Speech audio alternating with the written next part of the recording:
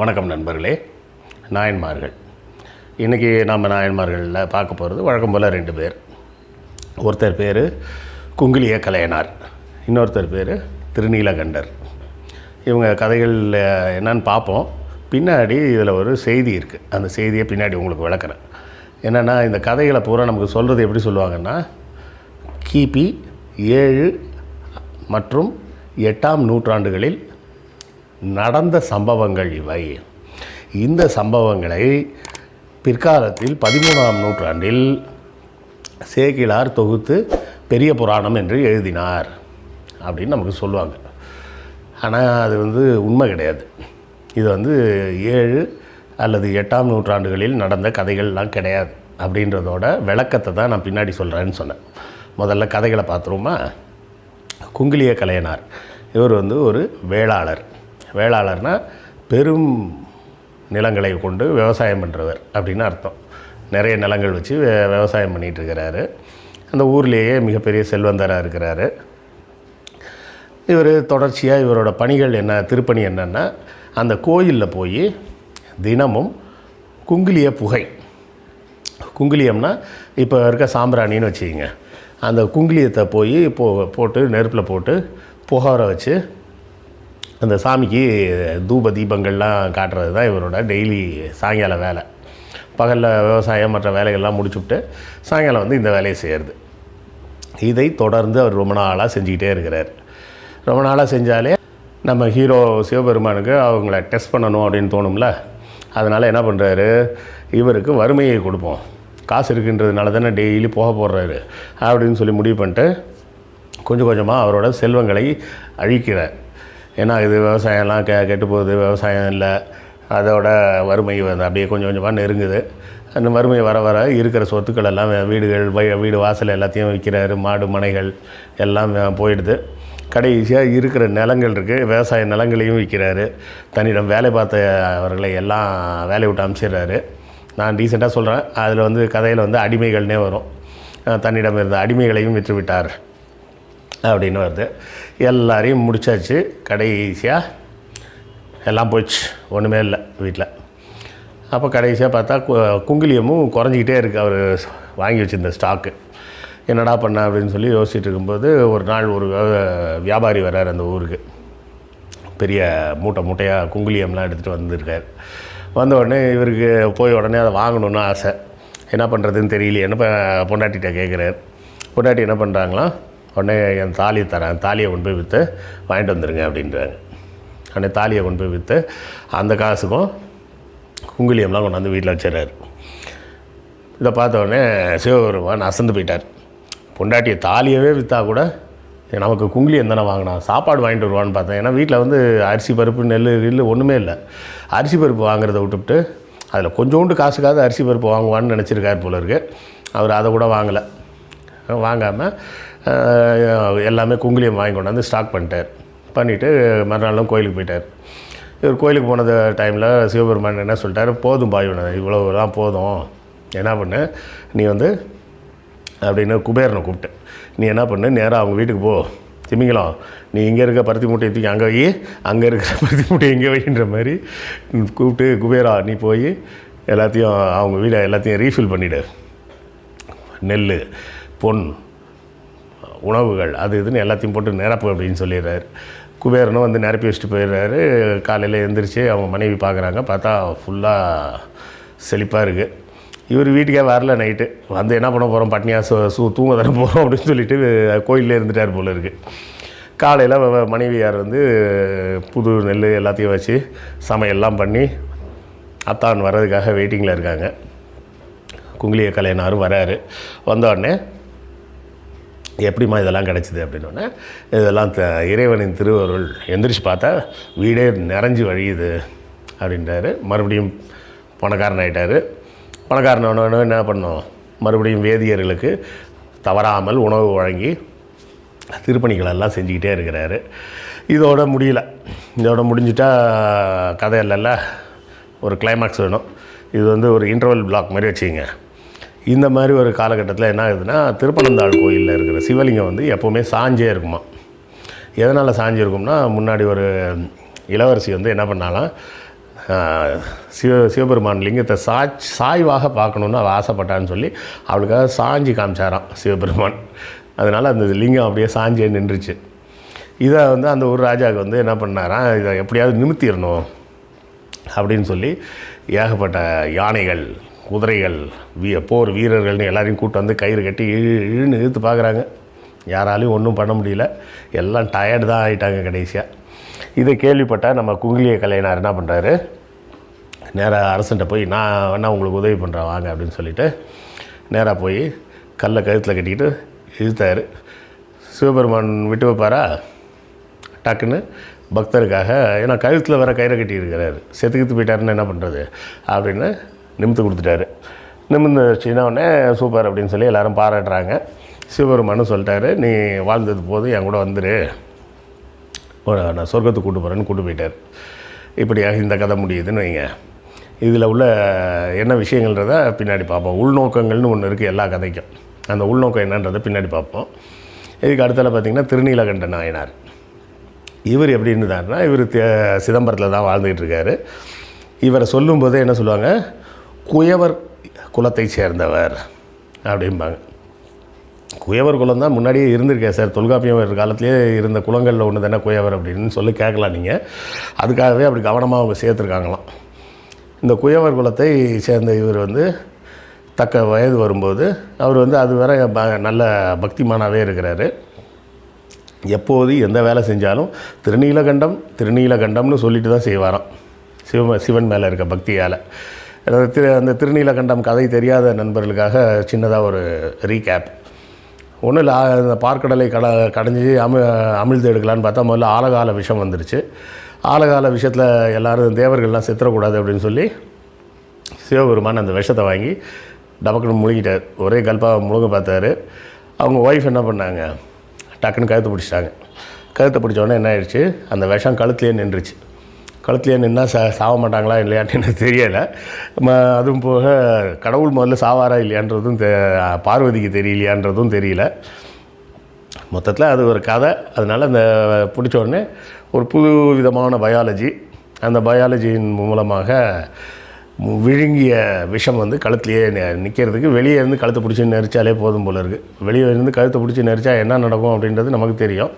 அப்படி இருக்கும்போது இங்கே மட்டும் எப்படியோ அது மாதிரி நின்றுச்சின்னு சொல்லிட்டாங்கன்னு வைங்க. அதன் காரணமாக சிவபெருமானின் சிறப்பு பெயர்களில் ஒன்று தான் திருநீலகண்டன். இவர் எல்லாத்துக்கும் திருநீலகண்டம்னு சொல்லிக்கிட்டே இருந்தாருன்றதுக்காகவே இவரோட பேர் திருநீலகண்ட நாயனார்னே வச்சுட்டாங்க. இது ஒரு செய்தி. இவருக்கு தக்க வயது வந்தவுடன் திருமணம் செய்து வைக்கிறாங்க. திருமணம் செஞ்சு வச்சா இவங்க மனைவி வந்து எல்லா வேலைகளும் செய்கிறாங்க. அதிலெல்லாம் அவங்களுக்கு ஒன்றும் பிரச்சனையும் இல்லை.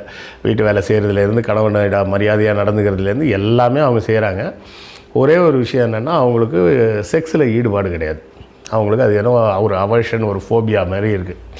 அதனால் ஒரு நாள் இவர் வந்து ரொம்ப வற்புறுத்தி தொற்றுவோம் அப்படின்ட்டு போய் பிடிக்கிறாரு. அந்த அம்மா டென்ஷனாக என்ன சொல்லிச்சு, எம்மை தீண்டினால் திருநீலகண்டம் அப்படிங்குது. என்னை தொட்டிங்கனாலே உங்கள் திருநீலகண்டத்துக்கே அவமானம் அப்படின்ற மாதிரி சொன்ன உடனே இவர் ஐ எம் சாரி ஜென்டில்மேன் போல் இருக்குது, நோ மீன்ஸ் நோ அப்படின்றத பொண்டாட்டி சொன்னாலும் ஏற்றுக்கணும் அப்படின்னு ஏற்றுக்கிட்டார் போல். ரொம்ப நல்ல மனிதர். அதோட அன்னையிலேருந்து அவர் மனைவியை தொடரதில்லை. சரி, அப்போ இன்னொரு திருமணம் பண்ணியிருக்கலாமே அப்படின்னு நீங்கள் கேட்கலாம்.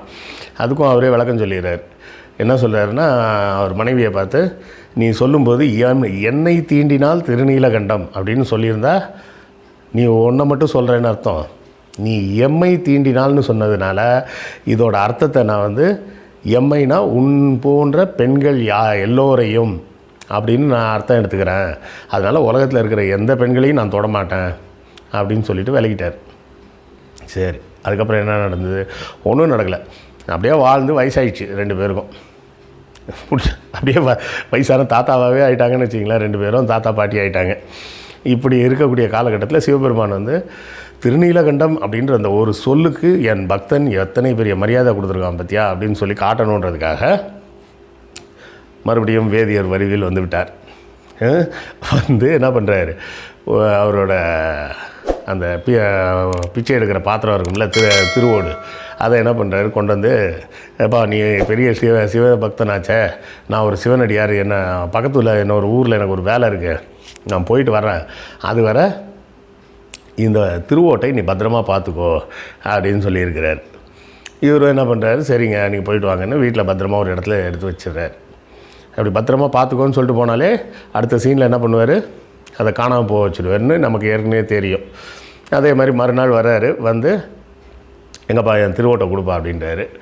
இவர் போய் இருந்தால் தானே எடுத்துகிட்டு வர முடியும், போய் பார்த்துட்டு காணோம் அப்படின்னு சொல்லிட்டு வந்து, ஐயா நான் வச்ச இடத்துல போய் பார்த்தேன் காணோம், வைக்காத இடமும் வீடு பூரா தேடிட்டேன், எங்கேயுமே காணோம், என்ன பண்ணுறதுன்னு தெரியலிங்களே ஐயா, நான் வேணால் உங்களுக்கு வேறு புது திருவோடு வாங்கி தரட்டுமா அப்படின்னு கேட்குறாரு. இவர் அதெல்லாம் முடியாதுப்பா, அவனுக்கு இந்த திருவோட்டோட ஸ்பெஷாலிட்டி என்னன்னு தெரில, இது ரொம்ப ஸ்பெஷல், ரொம்ப ரொம்ப உன்னதமான ஒரு கலைப்பொருள், எனக்கு அதையே தான் வேணும், நீ வேறு என்ன கொடுத்தாலே வேணாம், பொன் மணி எது கொடுத்தாலும் எனக்கு வேணாம், நான் கொடுத்ததை எனக்கு திருப்பி கொடு அப்படின்றார். ஐயா காணாமல் போயிடுச்சிங்க, நான் என்னையா பண்ணட்டும் அப்படின்னு கேட்குறாரு.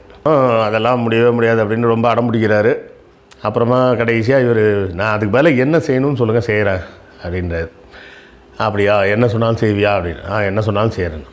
சரி ஒன்று பண்ணு, உன் பையனை கூட்டிகிட்டு வா, வந்து இந்த ஊர் கோயிலில் இருக்க திருக்குளத்தில் முங்கி, உன் பையனை கையில் பிடிச்சிக்கிட்டு முங்கி எந்திரிச்சு, இந்த சிவனடியாரின் திருவோட்டை நான் திருடவில்லை என்று தில்லைவாழ் அந்தனர் முன்னாடி சத்தியம் பண்ணு அப்படின்றார்.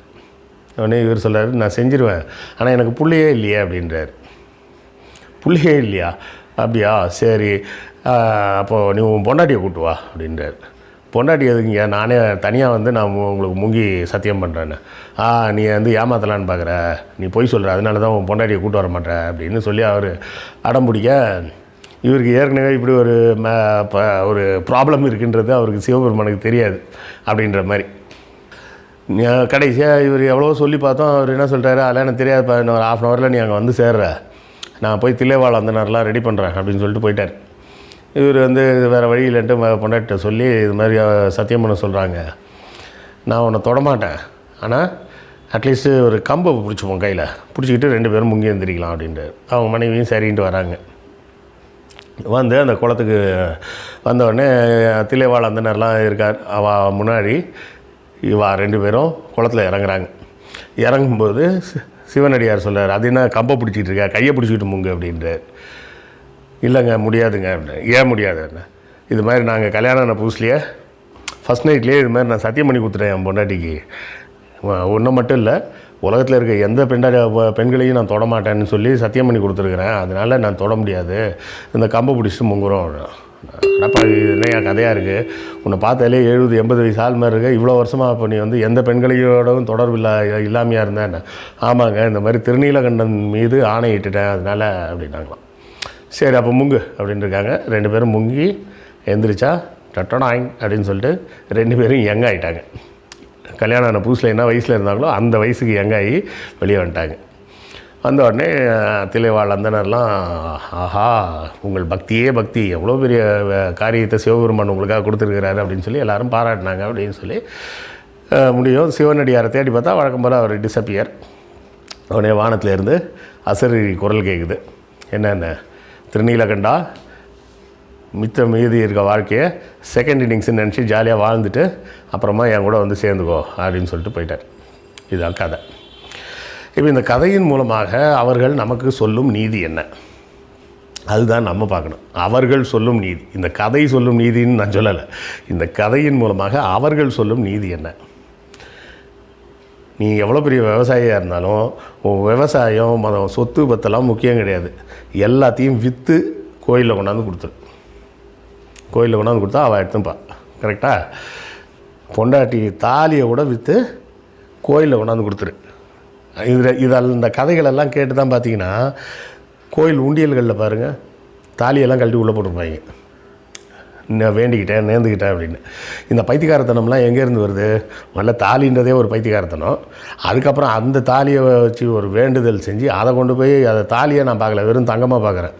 தங்கத்தை கொண்டு போய் கோயிலில் கொண்டு போய் உண்டியலில் போடுறது அதை விட எவ்வளோ பெரிய முட்டாள்தனன்றதெல்லாம் எங்கேருந்து வருது? இந்த மாதிரி கதைகளில் இருந்து தான் வருது.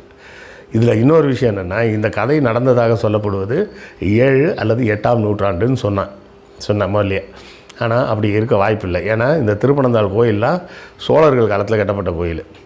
அது எப்படி 7ஆம் 8ஆம் நூற்றாண்டில் அந்த கோயில் இருந்திருக்கும்? அந்த கோயிலே அப்போ அந்த டைமில் இருந்திருக்க வாய்ப்பு இல்லை.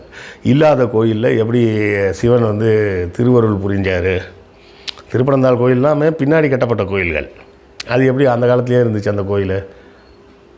ரெண்டாவது, இந்த கோயில்கள்லாம் சோழர்கள் காலத்தில் கட்டப்பட்ட கோயில் எல்லாத்துக்குமே சோழர்கள் நிபந்தங்கள் கொடுத்துருக்காங்க.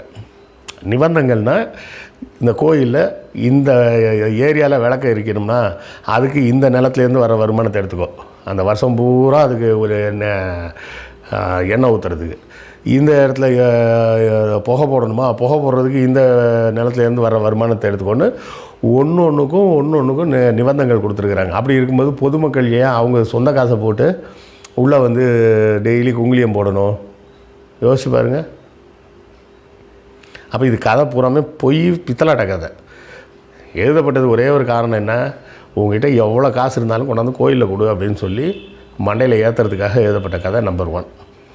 ரெண்டாவது, இந்த கதை திருநீலகண்டர் கதையை எடுத்தோம்னா இந்த கதையில் எந்த விதமான பிரச்சனையுமே வரலையே சார். அவர் பொண்டாட்டிக்கு அவர் உடலுறவில் செக்ஸ் வாழ்க்கையில் ஈடுபாடு இல்லை, அதனால் என்னை தொடாதீங்கன்னு சொன்னாங்க. இவரும் சரின்னு சொல்லிட்டாரு. அதை தொடாதேன்னு சொன்னதை வந்து சிவபெருமானின் பேரால் சொல்கிறேன் தொடாதேன்னு சொன்னார். அதனால் இவரும் தொடாமல் இருந்தார். முடிஞ்சு போச்சு. இதில் என்ன சார் பெரிய ப்ராப்ளம் இருக்குது? கணவன் மனைவிக்குள்ளே சண்டை வர்றது எவ்வளவோ விஷயங்களில் சண்டை வர்ற மாதிரி இது ஒரு சண்டை வந்திருக்கு. அப்படியே வாழ்ந்து வயசாகி செத்து போகிற கண்டிஷனுக்கு தானே வந்துட்டாங்க. அப்போவும் வந்து சிவபெருமான் காட்சி கொடுத்தாருன்னு சொல்கிறீங்களே, இதில் வந்து ஒரு குயவர்னு தானே சொல்கிறீங்க. ஒரு குயவருக்கு போய் ரொம்ப சிம்பிளாக இருக்கே சார் இந்த ட்ரீட்மெண்ட்டு அப்படின்னு நீங்கள் கேட்கலாம். எனக்கும் அந்த டவுட் வந்தது. அந்த டவுட் வந்ததுக்கப்புறம் தான் மறுபடியும் அந்த பாடல்களை ஒரிஜினல் பாடல்களை எடுத்து பார்ப்போம். ஏன்னா நான் உரையை தானே படிக்க வரோம், நம்ம எல்லாத்தையும் பாடல்களையே நம்ம படிக்கிறது இல்லை. சரி, பாடல்களை தேடி பார்ப்போம்.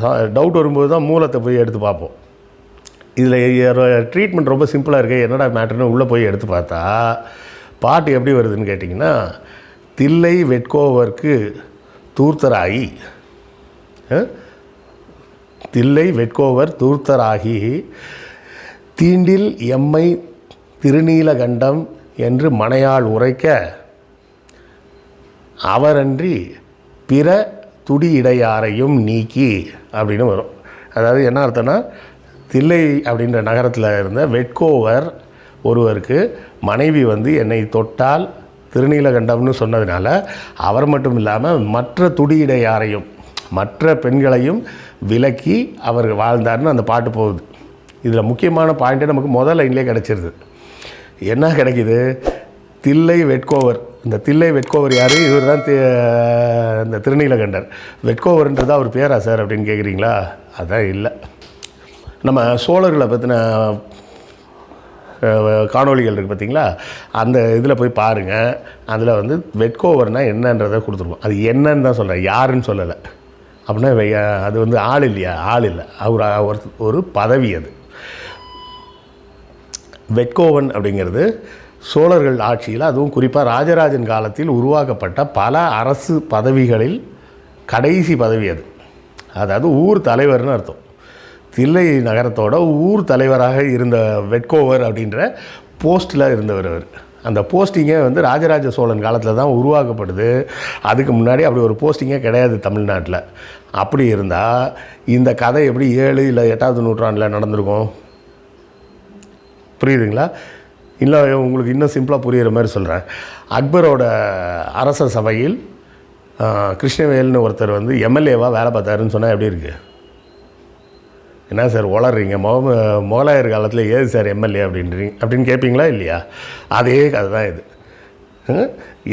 அதாவது சோழர்கள் காலத்துக்கு முன்னாடி, அதுவும் குறிப்பாக ராஜராஜ சோழன் காலத்துக்கு முன்னாடி வாழ்ந்த திருநீலகண்டர் வெட்கோவன் அப்படின்ற போஸ்டிங்கில் இருந்தாருன்னு சொன்னால் கிட்டத்தட்ட ரெண்டுமே ஒரே மாதிரியான காமெடி தான். ஏன்னா அந்த போஸ்டிங்கை உருவாக்குனதே ராஜராஜ சோழன் தான்.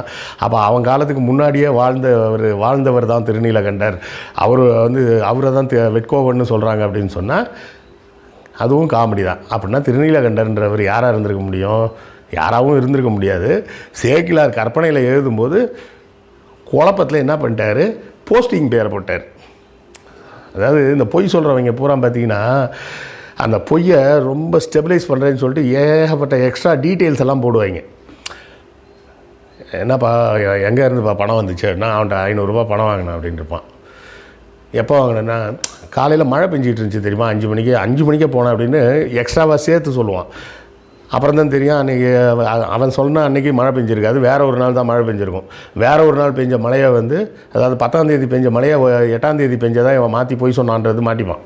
அது மாதிரி இவர் 7ஆம் 8ஆம் நூற்றாண்டில் வாழ்ந்த ஒருத்தரோட கதைன்னு சொல்லி சேக்கிலார் எழுதும்போது என்ன பண்ணிட்டாரு, கொஞ்சம் டீட்டெயிலிங் பண்ணுவோமே அப்படின்னு சொல்லி அவர் வெட்கோவன் அப்படின்ற போஸ்டிங்கில் இருந்தார் அப்படின்னு போட்டார். குயவன்னு சொன்னதோடு விட்டுருந்தா பரவாயில்ல, குயவன்ன்றதை நிறுவனம் பண்ணணுன்றதுக்காக எழுதிவிட்டு வெட்கோவன்ற போஸ்ட்டில் இருந்தார்னு வேறு போட்டார். ஏன்னா அவருக்கு தெரிஞ்ச போஸ்டிங் அது. அவர் என்ன நினச்சிக்கிட்டாரு, இவர் வாழ்ந்தது 13ஆம் நூற்றாண்டு. அப்போது ஒரு 300 வருஷத்துக்கு மேலே அந்த போஸ்டிங் இருக்குதுன்னா அப்போ ரொம்ப நாளாகவே இருக்குது போல் அந்த போஸ்டிங் அப்படின்னு நினச்சிக்கிட்டு எழுதிவிட்டார். ஆனால் உண்மை என்னென்னா 7 மற்றும் 8ஆம் நூற்றாண்டுகளில் அந்த போஸ்டிங்லாம் கிடையாது. 10ஆம் நூற்றாண்டில் ராஜராஜன் உருவாக்குற போஸ்டிங் தான் அந்த வெட்கோன்ற போஸ்டிங்லாம். இந்த இடத்துல அவங்க போய் அம்பலப்பட்டு போச்சா, அது அவர் வெட்கோவன்ற போஸ்டிங்கில் இருந்தவர்னு சொன்னதுனால தான் அவருக்கு கொடுத்த பனிஷ்மெண்ட் வந்து ரொம்ப மென்மையான ஒரு பனிஷ்மெண்ட். இது மென்மையானது இல்லை சார், கொடூரமானதுன்னு நீங்கள் சில பேர் சொல்லலாம். இருந்தாலும் உடல் ரீதியாக வலிக்கிற மாதிரி எந்த பனிஷ்மெண்ட்டும் கொடுக்கல, அதை சொன்னேன் நான், வேறு ஒன்றும் கிடையாது. அப்புறம் புத்தகம் வாங்காத நண்பர்கள் தயவுசெய்து புத்தகங்கள் வாங்கி உங்கள் ஆதரவை கொடுங்கள். தெரிந்த வரலாற்றின் தெரியாத பக்கங்கள் 4 பகுதிகள் உள்ளன. 4 பகுதிகளும் சேர்த்து மொத்தமாக ஒரே செட்டாக வாங்கினீங்கன்னா 1000 ரூபா தான். போஸ்டல் சார்ஜெல்லாம் எதுவும் வேண்டாம். அது போக மிச்சம் ஒரு 3 புக் இருக்குது, அதையும் வாங்குங்க. 1000 ரூபாய்க்கு மேலே நீங்கள் எந்த மோடில் வாங்கினாலும் சரி, கேஷ் ஆன் டெலிவரியில் வாங்கினாலும் சரி, இல்லை ஜிபேயில் வாங்கினாலும் சரி, எப்படி வாங்கினீங்கனாலும் எங்களுக்கு மகிழ்ச்சி தான். மொத்தமாக வாங்குங்க. வாங்கினீங்கன்னா எங்களுக்கு கொஞ்சம் நம்ம கூட வேலை பார்க்குற நண்பர்களுக்கு சம்பளம் கொடுக்க உதவியாக இருக்கும். உங்கள் ஆதரவுக்காக காத்திருக்கிறோம். உங்கள் ஆர்டர்களை இன்றே பதிவு செய்யுங்கள். ஆர்டர் பதிவு செய்கிறதுக்கு டிஸ்கிரிப்ஷனில் இருக்க வாட்ஸ்அப் லிங்கை கிளிக் பண்ணுங்கள். கிளிக் பண்ணி எங்களோட தொடர்பு கொண்டு உங்கள் ஆர்டரை கொடுங்க. அடுத்த எபிசோடில் சந்திப்போமா? நன்றி.